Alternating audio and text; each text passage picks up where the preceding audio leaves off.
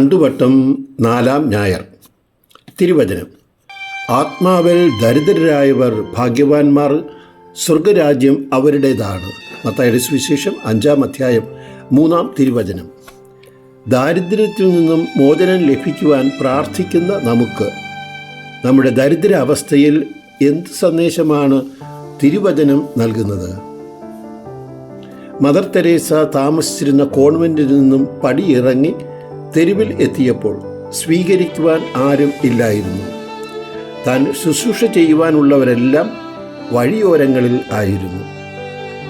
ദൈവത്തിന് തൻ്റെ ജീവിതത്തിൽ ഒരു പദ്ധതി ഉണ്ടെന്ന് വിശ്വസിച്ച മദർ ദൈവപരിപാലനയിലാണ് ആശ്രയിച്ചത്. പേഴ്സിൽ 10 രൂപയോ മറ്റോ ഉണ്ടായിരുന്നു. എന്നാൽ അഷ്ടസൗഭാഗ്യം കണ്ടെത്തിയ മദർ വയലിൽ കുഴിച്ചിട്ട നിധി കണ്ടെത്തിയ സന്തോഷം അനുഭവിച്ചു. മദറിന് ഏറ്റവും വലിയ സമ്പത്ത് ഹൃദയത്തിൽ വസിച്ചിരുന്ന യേശു ആയിരുന്നു.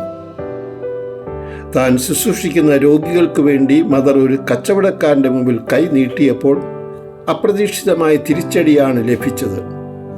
ദൈവപരിപാലനയിൽ വിശ്വസിച്ച മദർ താൻ ശുശ്രൂഷ ചെയ്യുന്ന രോഗികൾക്ക് വേണ്ടി ആദരവോടുകൂടി ഒന്നുകൂടി കൈ നീട്ടിയപ്പോൾ അദ്ദേഹത്തിൻ്റെ മനസ്സലിഞ്ഞു.